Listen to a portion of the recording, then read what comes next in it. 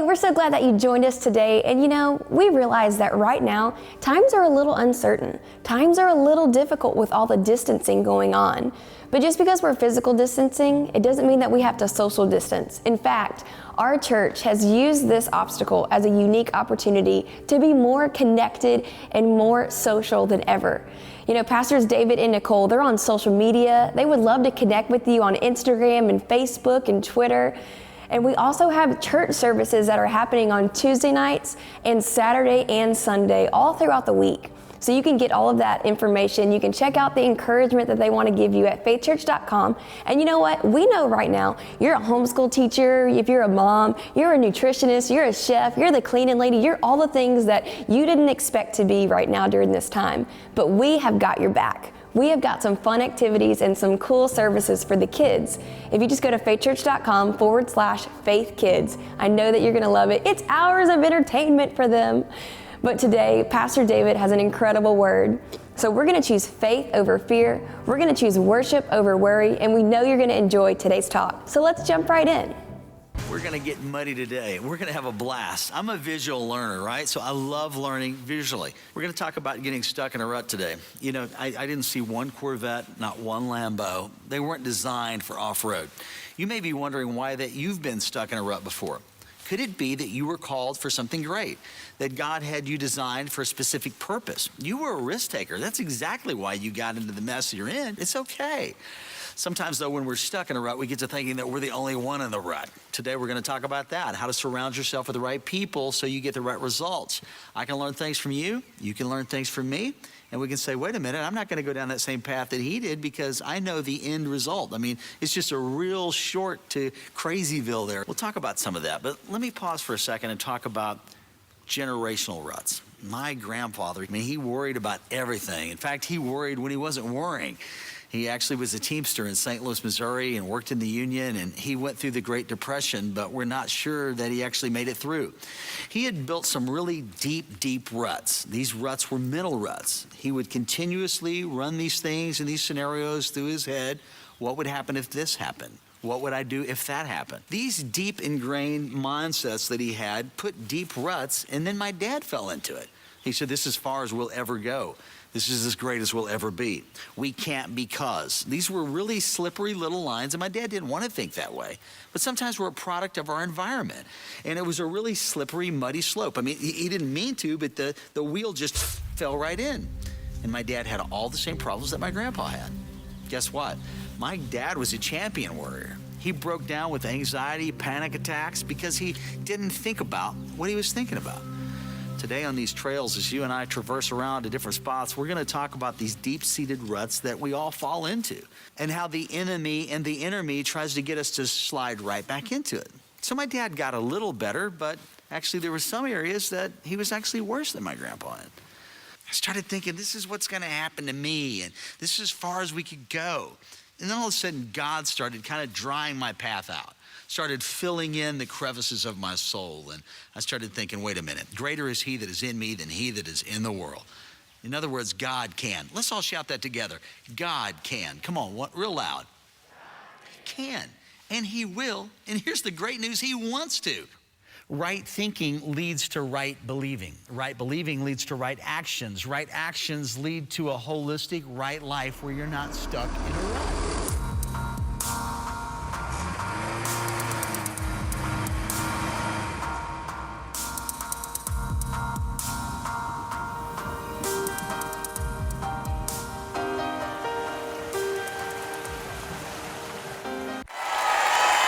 Y'all sound good. That sermon's on YouTube, and I wanted to set it up a little bit about being stuck in a rut. Anybody in here ever got yourself in a mental rut? Raise your hand.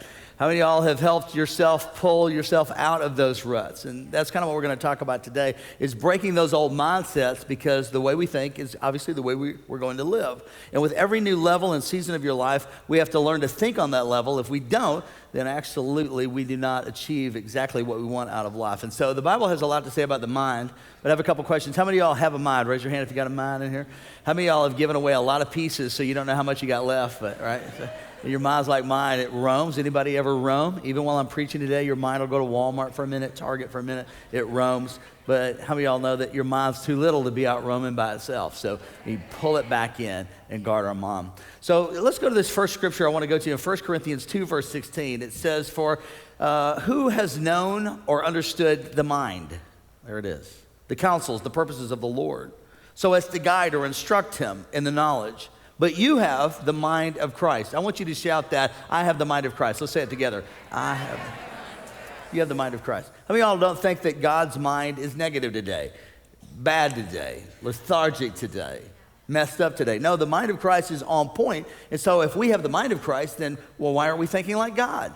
Well, obviously, it's through retraining. That's why the Bible says in Romans 12:2 that we're supposed to renew our mind. He says, don't be conformed to this world, but be ye transformed by the renewing of your mind. Now, the mind is the most powerful tool that you have. It's the most brilliant thing in the world. It is a phenomenal machine. In fact, right now, I will tell my mind to move my right foot. Check it out. There it goes, my right foot. Now, I'm going to tell it to go for the left one now. It's going in. Okay, so how many of y'all know this is how you do the hokey pokey, right? You know? Some of y'all need to do the hokey pokey and turn yourself around, but that's a whole other sermon. The mind can tell you what you do, what you feel, but your body and your mind totally tie in together. Your feelings are the thoughts of your body. So you're like, I don't feel good. I don't feel like this is right. There's feelings, and oftentimes our feelings are erroneous if they're not renewed through the mind of Christ. So now we also understand that the thoughts that we have oftentimes are not our own. There's something that has happened in our past that's messed with our life, that's anchored us, and so now we try to change our current reality. And if we're going to change our current reality, we can't go into the new reality that we want with our old personality. In fact, this is the Week at Growth track where we deal with personality. Everybody has one. In fact, some of you have multiples. Come on, somebody help me. All right, so your personality is a big part of who you are. So we know that a lot of the best songwriters, they're melancholy. They're phlegmatic. They get in touch with their feelings and they write those songs that make the whole world sing. I write the songs of love. Right? There's sad, a lot of sad songs come from melancholy people. There are other people like myself that my personality, and everybody, by the way, you're not trying to change your personality. You're just making sure you're not in the basement of that personality. So my personality is I'm a choleric. They're leaders. They lead organizations. They move forward. They keep going. The other part of my personality is I'm way up here with choleric, and I'm right slightly below it with sanguine. That means I can change the world. I just need somebody to help me find my car keys, right? So we have this sanguine thing that's funny and laughy, but the choleric thing is serious, but there's a basement to the choleric. So if we want to change our reality, we want to change our preferred future, we have to look at our life right now and find out what thoughts are we thinking, because as a man thinketh, so is he. As you think, so you are. You can't have a positive life without a positive mind. How could you possibly think that you could have a positive life with a negative mind? So we got to make sure that we're aware of not only our thoughts, check this out, but our subconscious thoughts. Now, there are people who are weight conscious. There are people who are self-conscious. There are people that are unconscious. Come on, help me.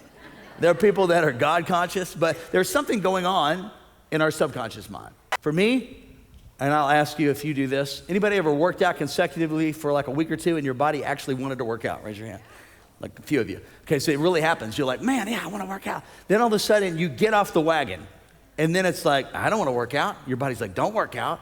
But when you go work out, all of a sudden now you're working out, you're feeling great, you're lifting weights, you feel in control of your life, dopamine's being dropped in your brain like crazy, you're creating this feeling, now you're maybe listening to music that's pumping you up and you're like, man, even your body says, I want to work out.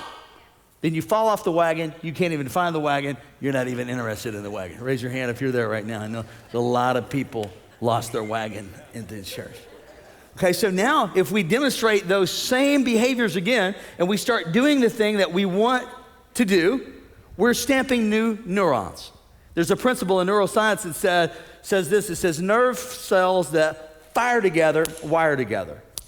So that's why when you do that thing you don't want to do, but it gives you that drop of dopamine, I'm pressured, I'm maxed out, I want to abuse the alcohol. I want to watch this. I want to do that because it gives you some kind of release, and the subconscious mind says, go back to that place. Now you're making new progress, and while you're making new progress, the mind, the will, the emotions taps in and says, you don't want to do that because you're going to be disappointed. You're never going to lose the weight.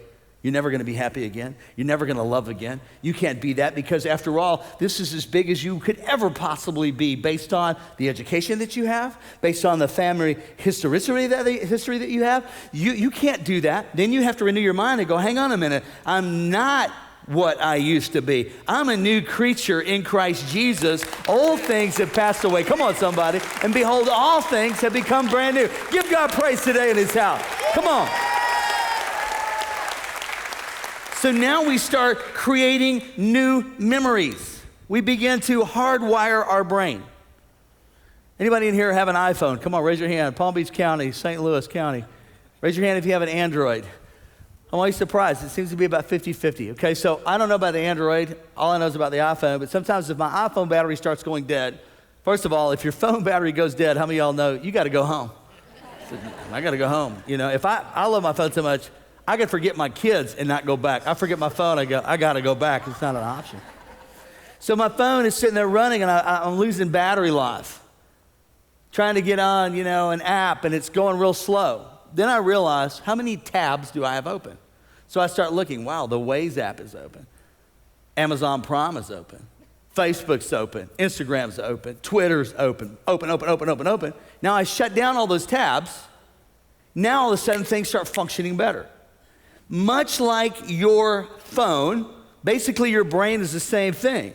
It has too many tabs open. Anybody ever went to bed and there was 4 tabs open? You're like, shut up. Anybody ever went to sleep, woke up in the middle of the night, and all tabs are like, yep, you need to take out the trash, you need to do this.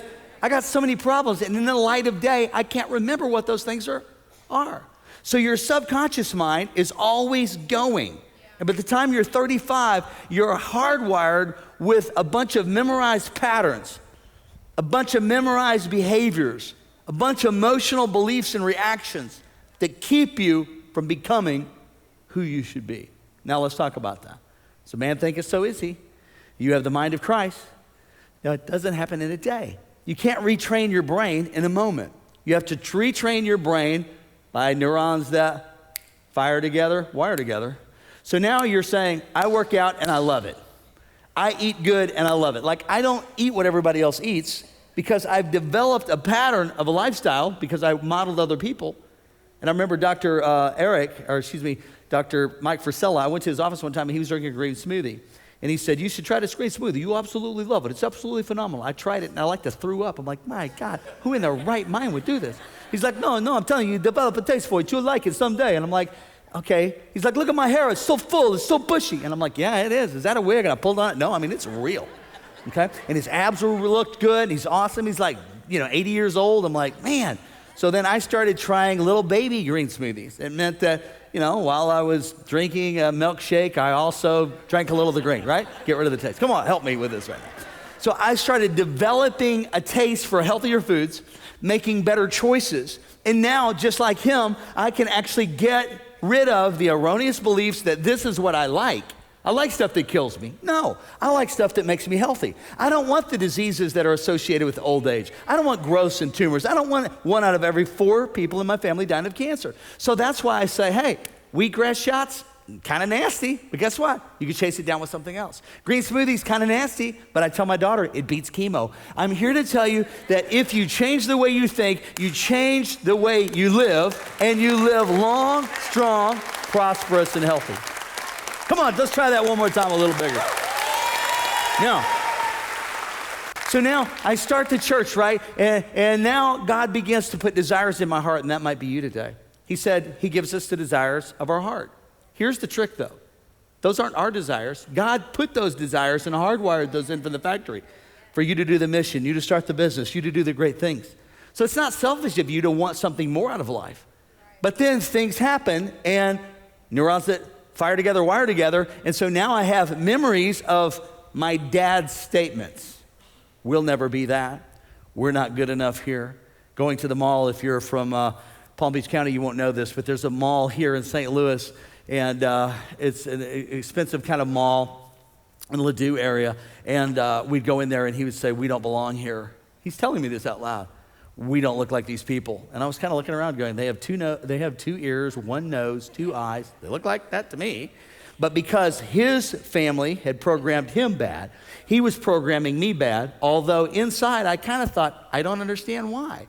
Now I go through that same mall knowing I do belong here. Everybody knows me. I spend my whole check here. I want to die here so my wife and kids come visit me. Come on, somebody. All right, I want to be buried here. Okay, so in Palm Beach County, it'd be like Worth Avenue, right? So what I want you to do is realize all that stuff is running in my background. So now my dad dies, and God puts the desire in me to start multi-site, multi-campus. So now I go to buy the Highway 70 property, and I could hear in my subconscious mind this voice that says, you can't do that. Nobody in your family's ever done this. Your dad said you couldn't do that. Listen, it's very hard when you love somebody and they programmed you from the factory that you won't do that. But I had to make a decision consciously to reprogram my subconscious and go, I know my dad said that, but my father said that I am his child. I am created for good works. He owns the cattle on 1,000 hills. Somebody ought to shout amen. So I don't get what my dad said, I get what my father said, but I must tell you honestly, in the back of my mind, and that's great because right now it's rolling to the back. In the back of my mind, I would still hear those thoughts. Those programs were still running. And I had to fix the operating system, which didn't happen in a day. It took weeks of meditation. As a man thinketh, so is he. As a man thinketh, so is he. I'm talking to you on television right now. As you think, so you will be. If you think negative thoughts, you will live a negative life. Now, meditation is powerful. New Age people say, well, you're preaching New Age. No, New Age is preaching the gospel, okay? Psalms 119, verse 15, it says this, I will meditate on your precepts and thoughtfully regard your ways, the path, that rut, that path of life established by your precepts. I will meditate. I will meditate. Metatonia. We meditate. To meditate is to close your eyes and see your preferred future. Now, here's what I did. I learned this science, technique, and art that I want to share with you right now. I can control my heart rate. I can control in bad situations. I'm a pilot, so I've been in real bad situations where bad things happened and it looked like we were going to die. And I couldn't close my eyes because I was the only pilot in the plane. So I had to control my thoughts and go, I've got this. I've been trained for this. Here's the one thing I'm going to do. While everybody else is yelling, I'm going to yell at them and say, shut up! And I'm going to land this plane. And guess what? I must have done it. I'm alive, all right? So I've been in situations, but if you lose control of your mind, you lose control of your life. So in my preferred future, I meditate upon the goodness of the Lord, what he's called me to do, and I begin to create a reality. And here's what I'm about to tell you right now. Whatever you do, don't lose sight of this. This is phenomenal teaching, by the way. This changes everything. I really wanted to go deep today. Anybody ever had a dream that woke you up, your heart was accelerating, and you were freaked out because you were scared out of your mind? Raise your hand. Your mind had perceived that this problem was real. You were asleep, but your mind thought, we got a problem. This is really happening. And it started dumping all kinds of chemicals in your body. The fight or flight's going, and you wake up, and you're like, and Nicole's like, are you okay? Yeah, I'm all right, I think. But you were trying to stab me again in the throat. I made that part up. Okay.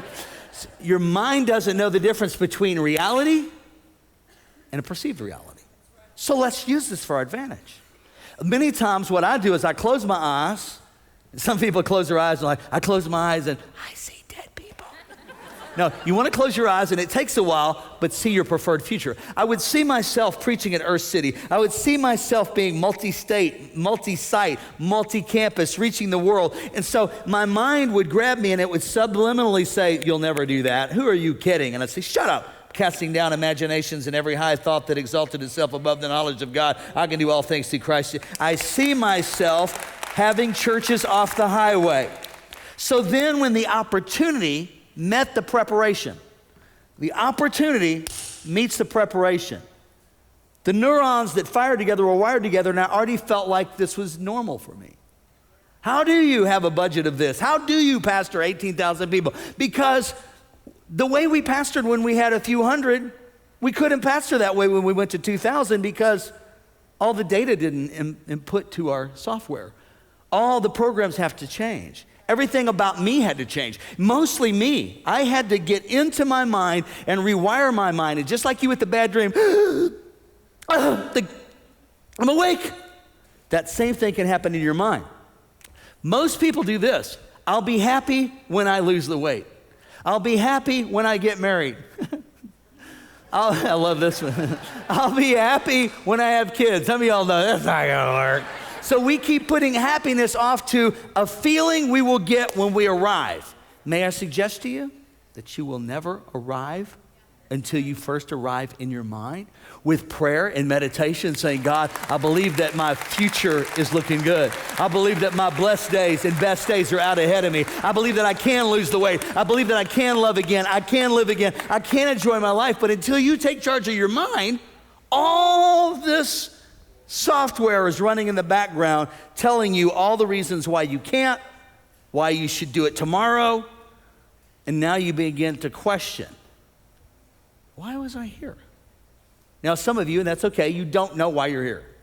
You're here because God created you in his image. I was a mistake. No, you weren't.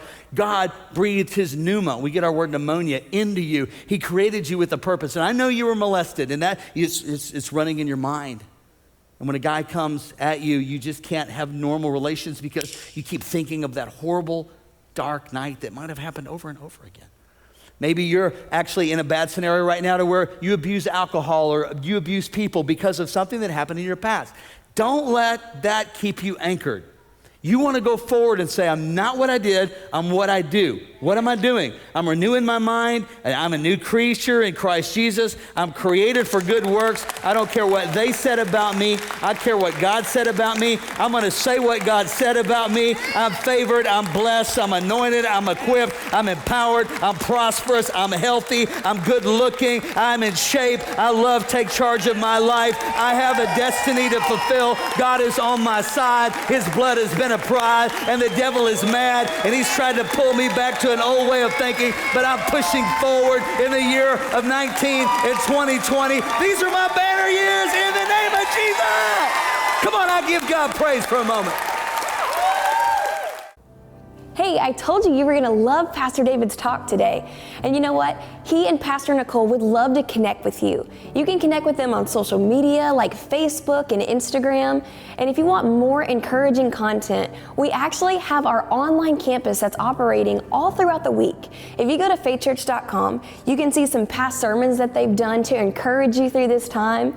And just let you know that you're not alone. If you go to faithchurch.com, you're also going to find cool resources there like study tools, and we have an entire kids program set up online for all you parents out there. If you go to faithchurch.com/faithkids, we know you're going to love it. It's tons of entertainment for them, so you can actually get some me time and get away and get some of your stuff done as well. We know this might be a difficult time for you right now, but we're praying for you, and we want you to know that God is the source. So today, be encouraged. Thanks for joining us. And as always, join us this weekend online at faithchurch.com. Faith Church, although social distancing has caused us to change the way we do things, our commitment to you has never changed. This past week, our pastoral teams and dream teams suited up in masks and gloves and met hundreds of you out in the parking lot for prayer. We believe there is no distance in prayer, but wanted to encourage our Faith Church family and remind you that we are lifting you up and standing with you, even when we are standing further than 6 feet apart.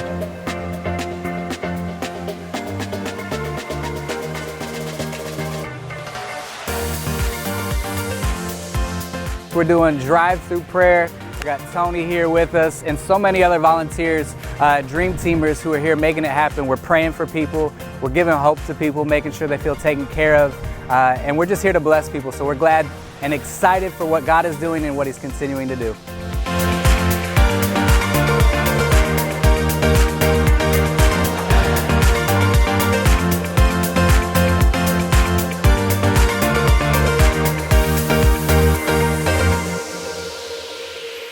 We're just praying for people as they come by, meeting the needs of the community and our church members as they're coming by.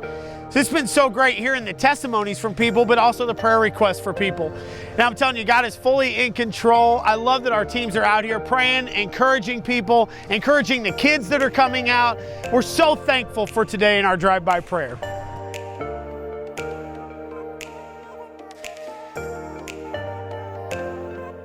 Then Wednesday night, we gathered for a parking lot praise party. There were hundreds of cars tuned into one radio station, praising God in unity. Thank you, Faith Church, for being the church. No matter the season, even in the darkest moments, the light of Jesus shines brightly through you.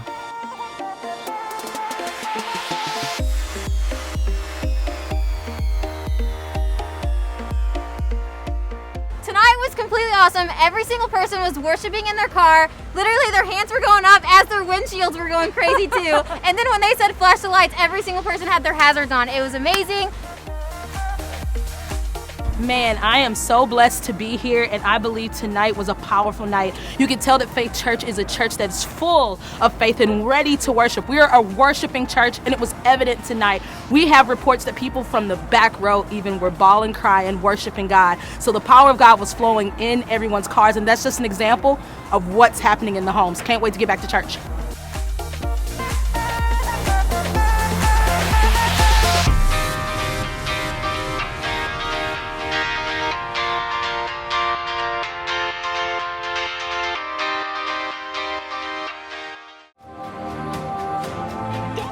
People talk you out of your dreams. We're the king's kids. We get to live in the overflow. We get to live above and not beneath, the head and not the tail.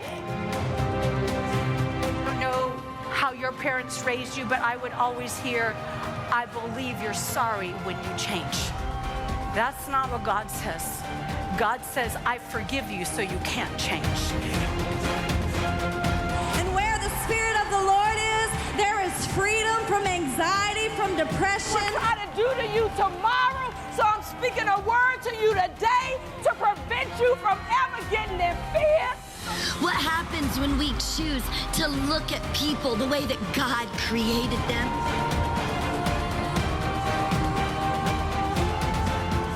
Tonight, just watching everybody worship, I took a moment, I kind of turned around, I was just able to see everybody together, all these women that feel so empowered by the love of Jesus, just and bring the feeling that we had today and take it with us. Not just allowing this to be in the room, but to carry that forward every day after.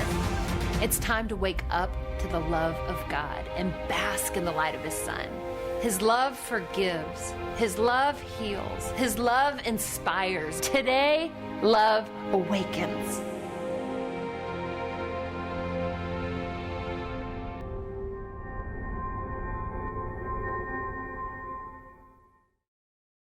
Did you know that Faith Church is in your hometown?